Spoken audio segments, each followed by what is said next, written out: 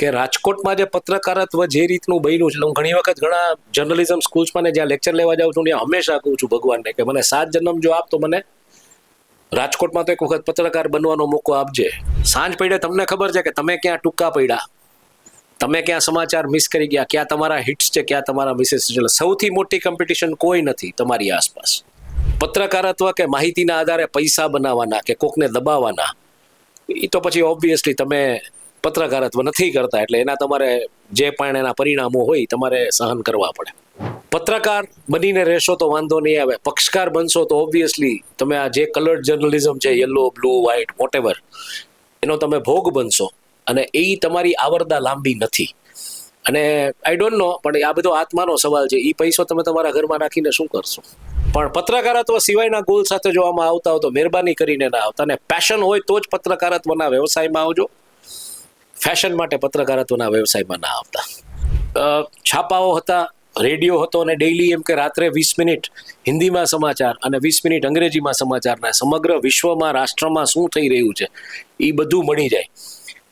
National એટલે internationally તમે press freedom ranking જે થાય છે એમાં 180 જે રાષ્ટ્રો છે એનું જે રેન્કિંગ થાય છે એમાં ભારત અત્યારે 161માં ક્રમે છે. નમસ્કાર, નેશનલ પ્રેસ ડે છે આજે.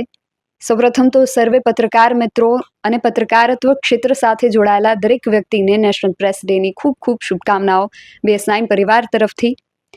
આજે નેશનલ પ્રેસ ડે છે અને વરિષ્ઠ પત્રકારો, ખાસ કરીને રાજકોટના જે વરિષ્ઠ પત્રકારો છે તેમની સાથે પત્રકારત્વને લઈને અમે વિવિધ ચર્ચાઓ કરી રહ્યા છીએ. અને આ ચર્ચા કરવા માટે ખાસ કરીને પ્રેસની જે સ્વતંત્રતા છે કે ભારતનું જે પ્રેસ છે તેની અંદર એક શબ્દ હવે ઉમેરાઈ રહ્યો છે જે છે યલો જર્નાલિઝમ. આવા વિવિધ મુદ્દાઓ પર ચર્ચા કરવા માટે અમારી સાથે આજે જોડાયા છે ઇન્ડિપેન્ડન્ટ બિઝનેસ જર્નલિસ્ટ હિમાંશુભાઈ ભાયાણી. તેમની સાથે આજે નેશનલ પ્રેસ ડે નિમિત્તે અમુક ચર્ચાઓ કરીએ. નેશનલ પ્રેસ ડે છે અને પત્રકારો સાથે આપણે વાતચીત કરી રહ્યા છીએ અને આ વાતચીતની શ્રેણીમાં આજે આપણી સાથે જોડાયા છે independent business journalist Himanshu Bhayani. National press day નિમિત્તે તેમની પાસેથી પણ તેમના મંતવ્યો જાણીએ પત્રકારિતા વિશે અને તેમના અવનવા અનુભવો વિશે. હિમાંશુભાઈ, ખૂબ સ્વાગત છે તમારું BS9 TV ન્યૂઝમાં. BS9 ને નેશનલ પ્રેસ ડે નિમિત્તે હાર્દિક શુભેચ્છાઓ. તમારા તમામ કર્મચારીઓને, તમારા સંસ્થાપકોને નેશનલ પ્રેસ ડેની હાર્દિક શુભેચ્છાઓ. એ તમામ લોકો જે પત્રકાર તરીકે પત્રકારત્વના વ્યવસાયને વરેલા છે, પત્રકારત્વ કરી રહ્યા છે, એ તમામ લોકોને નેશનલ પ્રેસ ડેની હાર્દિક શુભેચ્છાઓ. સર, તમારો વધુ સમય નહીં લેતા સીધા હું તમને અમુક પ્રશ્નો કરીશ. જે રીતનું આપનું વ્યક્તિત્વ છે એ રીતે ભારતમાં પ્રેસની જે સ્વતંત્રતા છે એ ખૂબ જરૂરી છે. પ્રેસની જે સ્વતંત્રતા છે તેના વિશે તમારું શું માનવું છે? એટલે તમે એટલે ઇન્ટરનેશનલી તમે પ્રેસ ફ્રીડમ રેન્કિંગ જે થાય છે એમાં 180 જે રાષ્ટ્રો છે એનું જે રેન્કિંગ થાય છે એમાં ભારત અત્યારે 161માં ક્રમે છે. એટલે આમ તમે જોવા જાઓ તો એકચ્યુઅલી ટોપ 10 રાષ્ટ્રો જે છે એમાં નોર્વે, ફિનલેન્ડ જેવા નાના કન્ટ્રીઝ છે જ્યાં પ્રેસ ફ્રીડમ એટલે તમે જેને કહી શકો કે ફ્રી પ્રેસ અને પ્રેસ જે લખવું છે, જે બોલવું છે, તમારી વાણી સ્વતંત્રતા છે એના ઉપર આખી વાત થઈ શકે. એટલે ઇન્ડિયા, ભારત એમાં 180 રાષ્ટ્રોમાં 161માં ક્રમે આજે આવી ગયું છે. પ્રેસની સ્વતંત્રતાને લઈને ઘણા બધા સવાલો થઈ જ રહ્યા છે. ગોદી મીડિયા નામનો શબ્દ પણ આવી ગયો છે. પણ હું હજી એવું માનું છું બહુ સ્પષ્ટપણે કે જે પત્રકારોને પત્રકારત્વ જ કરવું છે એના માટે કોઈ પ્રેસ ફ્રીડમ ઇન્ડેક્સ કે એ કોઈ મહત્વનું નથી. Subject to condition. અત્યારે સમય કેવો થઈ ગયો છે? અત્યારે સમય તર્કનો નહીં, કુતર્કનો છે. અને એમાં શું થાય છે કે લોકો તરત બહુ પર્સનલ થઈ જાય છે. કોઈ મેટર કે કોઈ કન્ટેન્ટ આજે સોશિયલ મીડિયા ઉપર લખતું હોય કે કાંઈ હોય તો એ બેલેન્સ જે રીતના હોવી જોઈએ નથી હોતી. બીજું કે હવે શું થયું છે કે દરેક વ્યક્તિ છે એનામાં એક ક્યાંક ને ક્યાંક એક સોશિયલ મીડિયાને કારણે એક પત્રકારત્વનો કે પત્રકારનો જીવ આવી ગયો છે. પણ એને એ સમજ નથી પડતી કે એ જે લખે છે એની બીજી બાજુ શું હોય છે. સિક્કાની હંમેશા બીજી બાજુ હોય છે. લખે છે, બોલે છે, જે પણ કાંઈ છે. એટલે આઈ થિંક એ બધી પરિસ્થિતિની અંદર જે મારા જે અનુભવો છે આટલા વર્ષના, 27 વર્ષથી આજે મને પત્રકારત્વમાં અને બિઝનેસ પત્રકારત્વમાં મારો મોટાભાગનો સમય પસાર થયો છે. એટલે હું બહુ સ્પષ્ટપણે માનું છું કે જો તમારી પાસે ખરેખર માહિતી વ્યવસ્થિત છે, તમારે માત્ર ને માત્ર પત્રકારત્વ કરવું છે, પત્રકારત્વ સિવાયનો તમારો જો કોઈ ઉદ્દેશ્ય નથી, તો એના માટે કોઈ ફ્રીડમ રેન્કિંગ કે પ્રેસ ફ્રીડમ રેન્કિંગ મહત્વ નથી. પત્રકારત્વ જેને કરવું છે એ પત્રકારત્વ કરી શકે છે. એની કોઈ એટલી બધી પાબંદીઓ મને દેખાતી નથી, કારણ કે હું પોતે ઘણા બધા ટેલિવિઝન ચેનલ્સ ઉપર ને મારા વ્યૂઝ, મારા ઓપિનિયન્સ કે જે પણ કાંઈ છે એ આપું છું, અને એ જે મર્યાદામાં રહીને જે વાતચીત થઈ શકે એ થઈ શકે. હા, થોડુંક એવું છે અત્યારે કે એક સમય એવો હતો કે તમે જો મારો આઈ એમ અ 70s બોર્ન કિડ, એટલે 70ના દાયકાથી મેં જે પત્રકારત્વ ભારતમાં જોયું છે, એટલે મેં એક એવો કાળ જોયો છે કે ગઈકાલનું છાપું આજે સાંજે મને વાંચવા મળે, એટલે ત્યારે એક ગેપ હતો, અને એમાં હું પત્રકારત્વ થતું જોતો હતો. અને મેં મારી કારકિર્દીની શરૂઆત એકચ્યુઅલી તમે જોવા જાઓ તો છાપા ફેંકવાથી કરી હતી. મારો ઇન્ટરેસ્ટ આમાં હતો, પણ મને કોઈ દિવસ ખબર નહોતી કે હું મીડિયામાં આવીશ. એટલે હું મીડિયા ભણ્યો નથી, હું કોઈ જે સ્કૂલનો સ્ટુડન્ટ નથી, પણ મેં ઘણી બધી બ્રાન્ડ સાથે કામ કર્યું છે, નેશનલ, ઇન્ટરનેશનલ, રિજનલ, વર્નાક્યુલર. એટલે એમાં મેં એક વસ્તુ ઓબ્ઝર્વ કરી છે કે as I said, I was a kid of 70s, એટલે ત્યારે જે માહિતી હતી રેડિયોથી આવતી હતી મોટા ભાગે.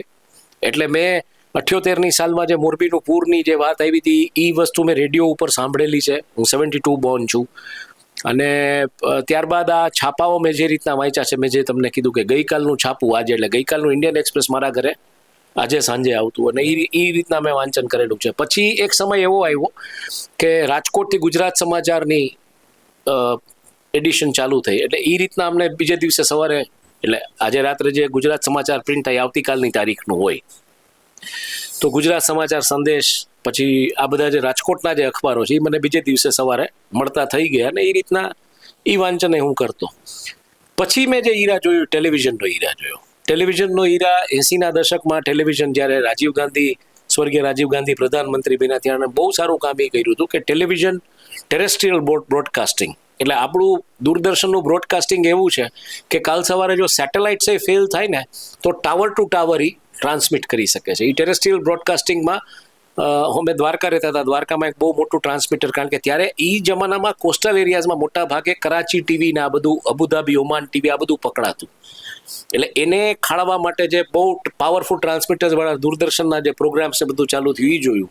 એટલે ડેઇલી છાપાઓ હતા, રેડિયો હતો, અને ડેઇલી એમ કે રાત્રે 20 મિનિટ હિન્દીમાં સમાચાર અને 20 મિનિટ અંગ્રેજીમાં સમાચારના સમગ્ર વિશ્વમાં, રાષ્ટ્રમાં શું થઈ રહ્યું છે એ બધું મળી જાય.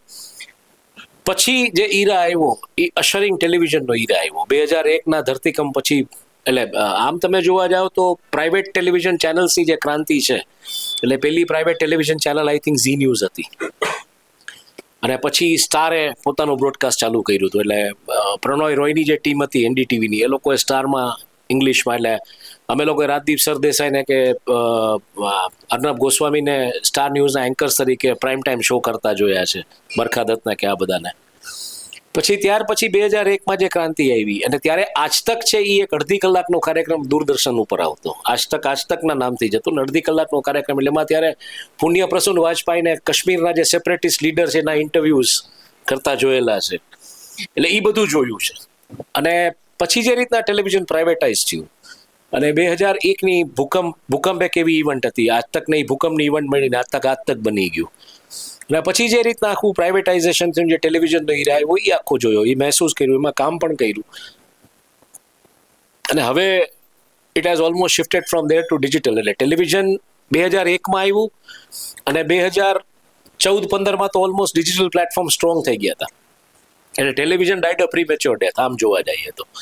જે સ્પેન એને યુએસમાં કે વેસ્ટર્ન મીડિયામાં, જે વર્લ્ડમાં, યુરોપમાં ને બધો મળ્યો, એ ઇન્ડિયામાં અનફોર્ચ્યુનેટલી નહોતો મળ્યો. 1.5 દશકો મળ્યો ટેલિવિઝનને, આમ જોવા જાવ તો, જે પીક હતી એની. અને અત્યારે તો ઘણી બધી ચેનલ્સ છે, ડિજિટલ પ્લેટફોર્મ્સ છે, ડિજિટલ ચેનલ્સ છે. હવે આપણે આવી ગયા છીએ પિંગ્સ ઉપર. એટલે હવે જે પત્રકારત્વ શિફ્ટ થઈ ગયું છે એ ક્યાં થઈ ગયું છે કે કોકને ખાલી સ્પોર્ટ્સના જ ન્યૂઝ જોઈએ છે, તો એ કોઈ જે એગ્રીગેટર એપ્લિકેશન્સ છે, ડેલી હન્ટ છે કે આ બધી, જેના ઉપર સ્પોર્ટ્સનું જઈને કરી લે, ખાલી સ્પોર્ટ્સના જ ન્યૂઝ જોઈએ છે, અને બાકીના માણસ નથી. કોઈને પોલિટિક્સ જોઈએ છે, કોઈને ઇન્ટરનેશનલ જોઈએ છે, કોઈને બિઝનેસ જોઈએ છે, તો એ રીતના એ પિંગ સિલેક્ટ કરી દે, પિંગ આવે એટલે જોઈ જાય. એટલે હવે ન્યૂઝ છે એ જેને કહી શકાય based on need of consumption, અને મારે શું જોઈએ છે એટલું જ મારે જોઈએ છે, બાકીનું મારે જોતું નથી, એ દિશામાં વયું ગયું છે. અને અત્યારે આમાં મને એમ લાગે છે કે ક્યાંક બહુ જે મોટો લેકિંગ પોઈન્ટ છે એ છે કે જે 20 મિનિટમાં આખી દુનિયા, દેશના જે સમાચાર મળી જતા મહત્વના, એ હજી થોડુંક મને લાગે છે કે ક્લટર્ડ છે, અને એમાં વિશ્વસનીયતાનો બહુ મોટા પ્રશ્નો થાય છે. ઘણી વખત આપણે જોયું કે એટલે લાઈક 2017માં એક ઘટના બની હતી કે ક્યાંક એવા સમાચાર આવ્યા કે ભાઈ દાઉદ ઇબ્રાહિમની સંપત્તિ છે 13,000 કરોડની સીઝ થઈ ગઈ. પછી ખબર પડી કે આ તો ફેક ન્યૂઝ હતા. એટલે ફેક ન્યૂઝનું વિનાશે વહીતું છે આ બધી વસ્તુને કારણે. એમાં વિશ્વસનીયતાનો સવાલ છે. એટલે આઈ થિંક એ પરિસ્થિતિની વચ્ચે જે પત્રકારત્વને વરેલા છે, જે ફેક્ટ ચેક કરે છે, જે સમાચાર કરે છે, એ તમામને નેશનલ પ્રેસ ડેની શુભકામનાઓ. અને જેને પત્રકારત્વ કરવું છે ને ખરેખર કોઈ સમસ્યાઓ નડતી નથી, એના ગોલ્સ જ્યારે બીજા હોય છે પત્રકારત્વ સિવાયના, પત્રકારત્વ કે માહિતીના આધારે પૈસા બનાવવાના કે કોકને દબાવવાના, એ તો પછી ઓબ્વિયસલી તમે પત્રકારત્વ નથી કરતા. એટલે એના તમારે જે પણ એના પરિણામો હોય તમારે સહન કરવા પડે. સર, અત્યારે જે પત્રકારિતાનો જે સમય છે એમાં એક શબ્દ ખૂબ પ્રચલિત થયો છે, યલો જર્નલિઝમ. એના વિશે તમે શું કહેશો? That is what I said. Journalism છે. યલો, બ્લેક, વ્હાઇટ એવું કંઈ હોતું નથી. જર્નલિઝમ શું છે આઈડિયલી તમે જોવા જાઓ તો, કે તમારી પાસે કોઈ માહિતી આવી, એ માહિતીની તમે ખરાઈ કરી. એ માહિતી આજે એવી હોઈ શકે કે એ માહિતી કોકને નુકસાન પહોંચાડતી હોય, કોકને ફાયદો પહોંચાડતી હોય. એટલે છેલ્લા ઘણા સમયમાં મેં એવું જોયું છે કે જે માહિતી આવે છે ને એ એક ચોક્કસ તબક્કામાંથી જ આવે છે. ચાહે પછી એ સત્તામાં બેઠેલા લોકો હોય કે એક્ઝિક્યુટિવ હોય કે બીજે ત્રીજેથી હોય, તો એ જે માહિતી આવે છે એની એક સાઈડ આવે છે અને માહિતી એક સાઈડથી પ્રેઝન્ટ થાય છે. એટલે મેં તો ત્યાં સુધી સાંભળ્યું છે, મને ખબર નથી પણ મેં ત્યાં સુધી સાંભળ્યું છે કે કેવી પ્રેક્ટિસ આવી ગઈ છે અત્યારે કે એક સાઈડથી માહિતી કોઈ માણસની વિરુદ્ધમાં આખી પબ્લિશ થાય ને પછી ઓલો માણસ જો પહોંચે જે તે સંસ્થાનમાં કે ભાઈ આમાં આ નથી, મારી આ વાત છે, તો કે તમારી સાઈડ છાપવાના આટલા રૂપિયા થશે. અને આ તમે એને યલો જર્નલિઝમ કહો, તમે એને રેડ જર્નલિઝમ કહો, બ્લુ કહો, મને ખબર નથી, પણ આ જર્નલિઝમ નથી એટલી મને ખબર પડે છે. એટલે આ ન હોવું જોઈએ. એટલે જ મેં તમને કીધું ને કે પત્રકારત્વનો ગોલ છે માહિતી આવી, માહિતીની ખરાઈ કરો, માહિતીના બંને પક્ષે જે પણ નિવેદનો લેવાના છે, એક્સપર્ટ ઓપિનિયન લેવાના છે, એ લ્યો ને એ પ્રેઝન્ટ કરો. પત્રકાર બનીને રહેશો તો વાંધો નહીં આવે, પક્ષકાર બનશો તો ઓબ્વિયસલી તમે આ જે કલર્ડ જર્નલિઝમ છે, યલો, બ્લુ, વ્હાઇટ, વોટેવર, એનો તમે ભોગ બનશો. અને એ તમારી આવરદા લાંબી નથી. અને આઈ ડોન્ટ નો, પણ આ બધો આત્માનો સવાલ છે. એ પૈસો તમે તમારા ઘરમાં રાખીને શું કરશો? કોકની હાઈનો પૈસો છે અલ્ટિમેટલી, કોકની તમે દબાવીને. એટલે આઈ મીન એક જમાનામાં એવું હતું કે ચંબલના ડાકુઓ છે એ કોકના ઉપર બેનાડી કોકના છાતી ઉપર રાખીને એને લૂંટી લેતા હતા. તો આ તો એ પ્રકારનો વ્યવસાય થયો. અને એ આઈ ડોન્ટ નો તમારા આત્માને કેટલું ઓલું કરે. પણ યલો જર્નલિઝમ છે એ વાસ્તવિકતા છે. આઈ મીન કલર્ડ જર્નલિઝમ કહું, યલો કે બ્લુ મારે નથી ખબર કયા પ્રકારનું છે, મને નથી ખબર. હું કોઈ દિવસ એનો હિસ્સો નથી બન્યો. મારા તો બહુ એક સાદો ને સીધો સિદ્ધાંત છે, મારા ફેસબુક કે લિંક્ડઇન ઉપર જઈને જોશો તો જે સંસ્થાઓમાં કામ કર્યું પ્રેમથી કર્યું છે, જ્યાં નથી ફાવ્યું ત્યાં પ્રેમથી નીકળી ગયા છે. અને બહાર નીકળી અને પછી નોકરી ન કરતા હોય એટલે જે કોઈ એવા જે બનીને આવ્યા હોય મૂર્ખા જેવા તંત્રીઓ, તો એને મૂર્ખાઈ કીધા છે. આઈ કોલ્ડ અ સ્પેડ. ચોરને ચોર કીધો છે અને ચોરને ચોર જ કહેવાનો હોય, ચોરને મહાનાયક ન કહેવાનો. એટલે I think it's all a part of journalism. Personal નથી થતા, પણ એવું લાગે છે કે આ માણસ તંત્રી કેવી રીતના બન્યો, તો બહુ સ્પષ્ટ પ્રશ્નો કરીએ છીએ એને. એટલે પત્રકારત્વના વ્યવસાયની તમે પ્રશ્ન કરી શકો છો. પત્રકારત્વ એવો વ્યવસાય છે જ્યાં તમે જે આ દેશના ટોચના મુખિયા છે એને પ્રશ્ન કરી શકો છો. જો ચીફ જસ્ટિસ પ્રેસ કોન્ફરન્સ કરે તો એને તમે પ્રશ્ન કરી શકો છો. જો કોઈ જાસૂસી સંસ્થાના વડા કોઈ પ્રેસ કોન્ફરન્સ કરે તો એને પ્રશ્ન કરી શકો છો. જો કોઈ ડિફેન્સના વડા પ્રશ્ન કરે તો આઈ મીન પ્રેસ કોન્ફરન્સ કરે તો એને કરી શકો છો. મારી જિંદગીનો એક દિવસ એવો હતો એક સમયે કે આઈઆઈએમમાં મારે એલએનટીના જે હેડ હતા એની સાથે સવારે પ્રેસ કોન્ફરન્સમાં બ્રેકફાસ્ટ લેવાનો થયો હતો. બપોરનું લંચ મારે ત્યારે ઇન્ડિયન એરફોર્સના જે હેડ હતા ગાંધીનગરમાં એક સ્વાકની પ્રેસ કોન્ફરન્સ હતી, સાઉથ વેસ્ટર્ન એર કમાન્ડની, એની સાથે લંચ લેવાનું થયું. હાઈટી મારે સેમસંગના ગ્લોબલ હેડ સાથે પાછી આઈએમમાં બપોરે કોન્ફરન્સ હતી, એમાં થયું હતું. અને રાતનું ડિનર છે શાહરૂખ ખાન સાથે રાવણનું પ્રમોશન થતું હતું, ત્યાં લીધું હતું. એટલે પત્રકારત્વ એવો વ્યવસાય છે, એમાં ગ્લેમર છે, એમાં જ્ઞાન છે. મહેનત કરો તમે, ડેફિનેટલી આગળ આવશો. પણ પત્રકારત્વ સિવાયના ગોલ સાથે જો આમાં આવતા હો તો મહેરબાની કરીને ના આવતા. અને પેશન હોય તો જ પત્રકારત્વના વ્યવસાયમાં આવજો, ફેશન માટે પત્રકારત્વના વ્યવસાયમાં ના આવતા. અને I think whatever colour of journalism is journalism at the end of the day. આજની તારીખે દુનિયામાં લોકો જર્નલિઝમ કરે છે. આપણે ગાઝામાં ને આ બધે જોયું કે ગાઝામાં પત્રકારોએ કેવી રીતના જીવના જોખમે જર્નલિઝમ કર્યું છે અને એ સ્ટોરીઝ એ લોકો લઈ આવ્યા છે, દુનિયાને એ બધી વાસ્તવિકતાઓ કીધી છે. એટલે જર્નલિઝમ છે, એનો કોઈ કલર નથી હોતો.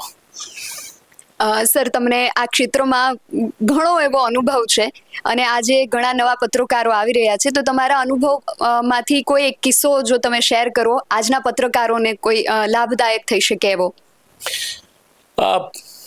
ઘણા બધા કિસ્સાઓ છે, એટલે કોઈ એક કિસ્સો શેર કરવા કરતાં હું એવું કહીશ કે આજની જે જનરેશન છે એને થયું છે શું, હું એવું માનું છું કે અમારો જે સમય હતો ને ત્યારે એઝ આઈ સેડ અમે જેને કહી શકાય શોર્ટેજ વાળી ને સ્કેરસિટી વાળી જનરેશન હતા. કે માની લો કોઈ પણ વ્યવસાયમાં અમારે જવું હતું તો એનું જે ગાઈડન્સ જે અવેલેબલ હોવું જોઈએ. હું 70s બોર્ન છું, કે જે પ્રકારનું એક ઇન્ફોર્મેશન હોવી જોઈએ કે આ ફાટ કરતો સ્માર્ટફોન ઉપાડ્યો, ગૂગલ ઉપર જઈને તમે જોઈ લીધું કે ઇન્ટરનેટ ઉપર જઈને જોઈ લીધું, એવું નહોતું. એટલે એ પરિસ્થિતિ એવી હતી કે અમારે ઇન્ફોર્મેશન માટે લાઇબ્રેરીઝ જવું પડતું, વાંચવું પડતું, સમય કાઢવો પડતો. જર્નલિઝમ કે નોન જર્નલિઝમ, આજે માની લો કોઈ ઘટના થઈ રહી છે જે તમે છાપામાં વાંચો છો, બોફોર્સ કાંડ તમને બહુ બેસ્ટ વસ્તુ કહું. બોફોર્સનું એટલું રિપોર્ટિંગ થયું છે ભારતમાં, અને ઇન્ડિયન એક્સપ્રેસ ને ધ હિન્દુ એણે જે રિપોર્ટિંગ કર્યું છે એ તમે કલ્પી ન શકો. ધ હિન્દુ ત્યારે અનફોર્ચ્યુનેટલી એટલું એક્સેસિબલ નહોતું. હું જે જગ્યાએ રહેતો હતો, હું દ્વારકામાં મોટો થયો છું, પણ ઇન્ડિયન એક્સપ્રેસ ત્યાં એક્સેસિબલ હતું ને હું એક શબ્દ બોફોર્સના રિપોર્ટિંગનો મેં વાંચેલો છે. એટલે હું એવું માનું છું કે તમે જ્યારે કોઈ પણ અને અત્યારે શું થયું છે, અત્યારે માહિતી એક્સેસમાં છે. એક્સેસમાં માહિતી હોવાને કારણે પરિસ્થિતિ એ થઈ છે કે તમે કોન્સન્ટ્રેટ નથી કરી શકતા કોઈ એક વસ્તુ પર. બીજું, તમે કદાચ માની લો સ્ક્રોલ કરીને કાંઈ વાંચતા હો તો વચ્ચે લિંક્સ આવે, એ ભૂલે ચૂકે તમે ખાલી અમુક તો બહુ સેન્સિટિવ હોય છે, ખાલી તમારો હાથ પડ્યો તો એ લિંક ફટ કરતી ખુલી જાય, તમને ડિસ્ટ્રેક્ટ કરી દે છે. પણ આઈ થિંક એ પરિસ્થિતિમાં તમારો ફોકસ ઇન્ફોર્મેશન ઉપર હોવું જોઈએ. અને આજની જનરેશનને હું એવું કહીશ કે જો તમને પૈસાનું ઓલું હોય કે પૈસા બનાવવા છે તો અહીંયા ના આવતા, અહીંયા આવી અને ગંદવાડો ન ફેલાવતા.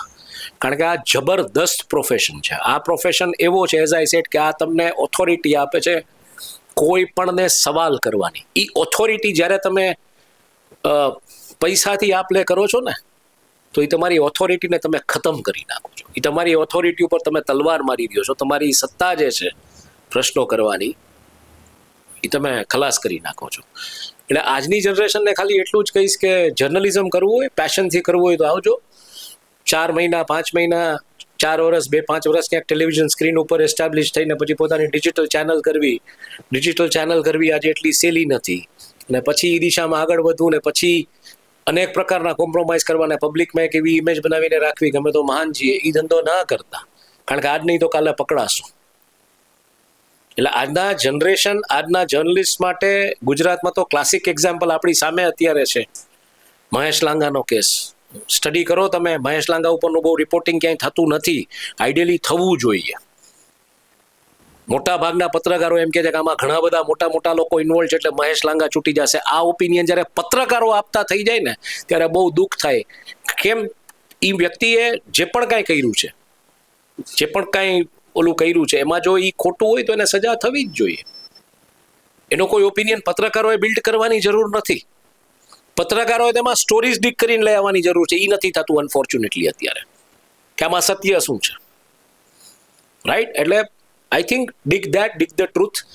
અને જ્યારે આપણે રાજકોટમાં વાત કરીએ છીએ તો રાજકોટમાં હું ખાસ કરીને ઉલ્લેખ કરીશ કે રાજકોટમાં જે પત્રકારત્વ જે રીતનું બન્યું છે. હું ઘણી વખત ઘણા જર્નલિઝમ સ્કૂલ્સમાં ને જ્યાં લેક્ચર લેવા જાઉં છું ત્યાં હંમેશા કહું છું ભગવાનને કે મને 7 જન્મ જો આપ તો મને રાજકોટમાં તો એક વખત પત્રકાર બનવાનો મોકો આપજે. કારણ કે રાજકોટનું જે ઇવનિંગર્સનું જે કલ્ચર છે, એમાં ખાસ કરીને સૌથી પહેલું જે ઇવનિંગર અકીલાને એ લોકોએ જે કલ્ચર આખું ટ્રિગર કર્યું છે રિપોર્ટિંગનું, એક જે ફોર્સ તરીકે ઊભા થયા છે કે રસ્તા ખરાબ હોય તો ફોટા છાપે, એટલે ન છૂટકે વિપક્ષે એ પ્રશ્ન ઉપાડવો પડે. ઓલરાઈટ? પાણીની સમસ્યા હોય, ક્યાંય પાણી ભરાતા તો એના રિપોર્ટર જઈને આખું સ્પ્રેડ કરીને આખા ફોટા છાપે. સિટીઝન્સ જર્નલિઝમ જે તમે કહો ને કે પ્રજાલક્ષી પત્રકારત્વ, એ જો તમારે સમજવું હોય, શીખવું હોય, તમે રાજકોટમાં છો. અનફોર્ચ્યુનેટલી અત્યારે રાજકોટનું પત્રકારત્વ એટલે ઇવનિંગર્સ આ બધું હતું ત્યાં સુધી બધું સારું હતું, પણ જે પ્રકારે અમુક રિજનલ ટેલિવિઝન ચેનલ્સ આવી એમાં જે પ્રકારના તંત્રીઓ આવ્યા જેની પાસે કોઈ ગતાગમ જ્ઞાન નોલેજ કાંઈ નથી, અને એ લોકોએ જે આખી જે ટ્રિગર કરી છે આખી હાયરાર્કી ને બધું, ને જે પ્રકારના પત્રકારો એમાં મૂક્યા છે એ અનફોર્ચ્યુનેટલી રાજકોટના જર્નલિઝમને બહુ ખરાબ રીતે ખરાબ કરી રહ્યા છે. હજી છે ઘણા બધા પત્રકારો એવા રાજકોટમાં છે કે જે માત્ર પત્રકારત્વને વરેલા છે, પત્રકારત્વ જ કરે છે. અને બીજું એક હું એ જોઉં છું કે બાયસીસ બહુ તમને નડશે કે તમે જ્યારે કોઈ એક જગ્યાએથી નીકળતા હો ત્યારે મોટા શહેરોમાં અમુક લોકો એમ કે આ નાના શહેરમાંથી આવે, આને શું ખબર પડે કે આ સ્ટ્રિંગર હતો, આને શું ખબર પડે કે આ એમ કે ભાઈ પછી ત્યાંથી મોટા શહેરમાં જાવ તો કે આ તો ઓલા સ્ટેટના છે એટલે એને શું ખબર પડે કે એટલે like Delhi Bombay is the classic example. Delhi બોમ્બેના જર્નલિસ્ટ વચ્ચે હંમેશા એ ડિબેટ હોય છે, અને એ જ વસ્તુ અમદાવાદમાં જાય કાં તો સૌરાષ્ટ્રથી આવે છે, આને શું ખબર પડે. પોઈન્ટ એ છે જર્નલિઝમ છે, એમાં કોઈ રિજનલ બાયસ નહીં. અને આજની તારીખે તો તમારા ખિસ્સામાં સેલફોન છે, તમારી પાસે જે માહિતી હશે એ કોઈ પાસે નહીં. હું કોઈ ઓલી વાત નથી કરવા માંગતો, but as a business journalist તમે મારો અનુભવ પૂછો. અદાણી હિન્ડનબર્ગના મુદ્દે જે પ્રકારના ડિબેટ્સ ને જે પણ કાંઈ મેં પાર્ટિસિપેટ કર્યું છે બધું છે મારા યુટ્યુબ ઉપર. બજેટ ઉપર 24 કલાકની અંદર 13 shows back to back Hindi, English ને ગુજરાતી લેંગ્વેજમાં કર્યા છે, જે કોઈ બિઝનેસ જર્નલિસ્ટના કે કોઈના ઓલામાં નથી આખા વર્લ્ડમાં. પછી જે ઘટના આવી માધવીપુરી બૂચવાડી ને બધી, એમાં 11 કલાકની અંદર 8 ડિબેટ શોઝ ઇંગ્લિશ, હિન્દી ને ગુજરાતી લેંગ્વેજમાં કરેલા, જે કોઈ વર્લ્ડમાં કોઈ જર્નલિસ્ટના ઓલામાં નથી. એટલે તમે તમારું કેવી રીતના સ્કેલ અપ કરો છો. અને જર્નલિઝમની મોટામાં મોટી જો પ્લસ કે માઇનસ પોઈન્ટ તમે કહો તો એ છે કે તમે જ તમારી કોમ્પિટિશન છો. સાંજ પડે તમને ખબર છે કે તમે ક્યાં ટૂંકા પડ્યા, તમે ક્યાં સમાચાર મિસ કરી ગયા, ક્યાં તમારા હિટ્સ છે, ક્યાં તમારા મિસેસ છે. એટલે સૌથી મોટી કોમ્પિટિશન કોઈ નથી તમારી આસપાસ. ઇન જર્નલિઝમ જો તમે નબળા પડતા જાઓ છો, તમારા સમાચાર ઉપર ગ્રીપ નથી, તો તમે આ વ્યવસાય છોડી દો. પણ જર્નલિઝમમાં સૌથી મોટો મેસેજ જો મારે આપવાનો એ છે કે જર્નલિઝમમાં સૌથી મોટી કોમ્પિટિશન કોઈ હોય તો તમે તમારી જ કોમ્પિટિશન છો, કારણ કે તમે ક્યાં શું કરો છો એની નોંધ બધા લઈ રહ્યા છે, અને બીજા શું કરે છે પત્રકારત્વ એની પણ તમે નોંધ લઈ રહ્યા છો. અને ક્યાંકથી તમે શીખો છો, ક્યાંકથી તમે તમારો બેન્ચમાર્ક, એટલે રોજ તમારી લીટી મોટી કરવા જાઓ, રોજ તમારી યારે કોમ્પિટિશન કરો અને ઈ સ્કેલ અપ કરો. આનાથી મોટી કોઈ આઈ થિંક કોમ્પિટિશન છે જ નહીં કે you to compete with yourself. અને તમારી જાતને તમારે સોલિડલી મોટિવેટેડ રાખવી પડશે. અત્યારનું વાતાવરણ એવું છે કે મૂર્ખાઓ ભેગા થઈને નક્કી કરે છે કે આ પત્રકાર છે કે નહીં. એટલે એ પરિસ્થિતિમાં તમારે તમારી જાતને સોલિડલી મોટિવેટેડ રાખવી પડશે, અને તમારે એક અંતરાત્મા તમારો સ્ટ્રોંગ રાખવો પડશે કે રાત્રે નીંદર આવી જવી જોઈએ, કોઈ એવું કામ તમે ન કરતા. સર, આખરી પ્રશ્ન એ પૂછવા માંગીશ, આજે નેશનલ જેટલા પ્રશ્નો પૂછો એટલા પૂછો. હું બહુ ફ્રી માણસ છું. હું આખા દિવસમાં 1 જ કલાક કામ કરું છું, જે મારે પૈસા કમાવા માટે આર્થિક ઉપાર્જન છે. એટલે આઈ એમ ટોટલી ફ્રી. તમે પ્રેમથી પૂછો. અને એ હું સોમથી ગુરુ જ કામ કરું છું. શુક્ર શનિ રવિ હું ગુરુવાર રાતથી બેઝિકલી ઓટીટીએસ ડોક્યુમેન્ટરીઝ મારે જે કંઈ મારું નોલેજ એન્હાન્સમેન્ટ માટે હું 3 દિવસ કામ નથી કરતો. એ મારું ટોટલ મારા અપડેશન માટે. સર, પણ મારા તરફથી જે આખરી પ્રશ્ન છે એ જ છે કે આજે નેશનલ પ્રેસ ડે છે, તો પત્રકારિતાનું જે મહત્વ છે એ તમારા શબ્દમાં શું છે? તમે શું તેનું મહત્વ વર્ણવો છો? Just 2 lines. Journalism is all about passion, it's not about fashion. તમારી જાતને તમારે દેખાડવી છે ને તમારે બહુ બધું ઓલું બધું કરવું છે, તો I think you are influencer, you are not a journalist. Journalist is the one who goes to the, એટલે જર્નલિસ્ટ એવો વ્યક્તિ હોય કે ટ્રુથને ડિગ કરે, એ સત્ય ખોજે, એ ત્યાં સુધી પહોંચે. અને મારે જો એટલો મેસેજ આપવાનો તો હું કહીશ કે જર્નલિઝમ ઉપરની જેટલી સિનેમા બની છે અત્યાર સુધી, આઈ એમ movie buff. Shock and oh કરીને એક મૂવી છે જેમાં સમગ્ર યુએસએ એમ કહેતું હતું, અને બુશની જે થિયરી હતી વેપન્સ ઓફ માસ ડિસ્ટ્રક્શનની, એમાં જે એક નાઇટ્રીડસ કરીને જે કંપની છે એનો જે હેડ હોય છે, એ જે બ્યુરો ચીફ હોય છે, એ આવીને કહે છે, એ ડાયલોગ બહુ સાંભળવા જેવો છે કે ભલે બધાને એમ કે બુશ એડમિનિસ્ટ્રેશનનું સ્ટેનોગ્રાફર બનવું હોય તો બની જાય, પણ આપણે એમ કે નાઇટ રીડર્સ છીએ, અને આપણે એવા લોકો માટે રિપોર્ટ કરીએ છીએ જેના સંતાનો યુદ્ધના મેદાનમાં જાય છે. એવા લોકો માટે રિપોર્ટ નથી કરતા જે બીજાના સંતાનોને યુદ્ધના મેદાનમાં મોકલે છે. એટલે જ્યારે કોઈ પણ વાત આવે સરકાર તરફથી કે કોર્પોરેટ તરફથી કે ક્યાંય બી, ત્યારે તમારી માત્ર એટલી ફરજ આવે છે, તમારે એટલું જ પૂછવાનું છે કે શું આ સત્ય છે, ઇઝ ધીસ ટ્રુ. એટલે જર્નલિઝમ ઇઝ ઓલ દેટ. અને એટલો જ મારો મેસેજ છે કે it is all about passion, it is not about fashion. તમારી જાતને દેખાડવી છે, ફોલોવર્સ વધારવા છે. હું બહુ આજકાલ જોઉં છું રીલ્સ આ તે બધું બધા બહુ કરતા હોય છે. જર્નલિઝમ કરો. જો તમારા જર્નલિઝમમાં ઇમ્પેક્ટ હશે, પાવર હશે, તો એક વર્ગ ચોક્કસ તમારી સાથે જોડાશે. અને જ્યારે તમે એ કરો છો ને ત્યારે સમસ્યા એ થાય છે કે અપેક્ષાઓ બહુ વધી જાય છે બધાની તમારી પાસેથી. એટલે જ્યારે તમે જર્નલિઝમ કરશો ને ત્યારે એક બહુ બધાને ખબર પડશે કે આની બાઉન્ડ્રીઝ આ છે, આ આટલું જ કરશે, આ બીજું કાંઈ નહીં કરે. પક્ષકાર ના બનો, પત્રકાર બનો અને પત્રકારત્વ કરો. આટલો જ મેસેજ છે. નહીં તમામ લોકો જે આજની તારીખે પત્રકાર છે, પત્રકારત્વ લક્ષી પત્રકારત્વ કરી રહ્યા છે, એ બધાને નેશનલ પ્રેસ ડેની શુભકામનાઓ. ખૂબ આભાર સર, તમે you. તમારો સમય ફાળવ્યો એ બદલ. હિમાંશુ ભાયાણી સાથે પ્રેસની સ્વતંત્રતા, યલો જર્નાલિઝમ, એમના અનુભવો, પત્રકારત્વનું શું મહત્વ છે, આવા મુદ્દાઓ સાથે ચર્ચા કરી. તેમનો આભાર પણ આજે અમે વ્યક્ત કરી બેસાઈન પરિવાર તરફથી તેમનો સમય ફાળવ્યો અને નેશનલ પ્રેસ ડે નિમિત્તે આજે જે નવા જે પત્રકારો છે, નવી પેઢીના જે પત્રકારો છે, તેમને માર્ગદર્શિત કર્યા. કેમેરામેન પ્રદીપ પાઠક સાથે નિધિ ગઢવી, બેસાઈન ટીવી ન્યૂઝ, રાજકોટ.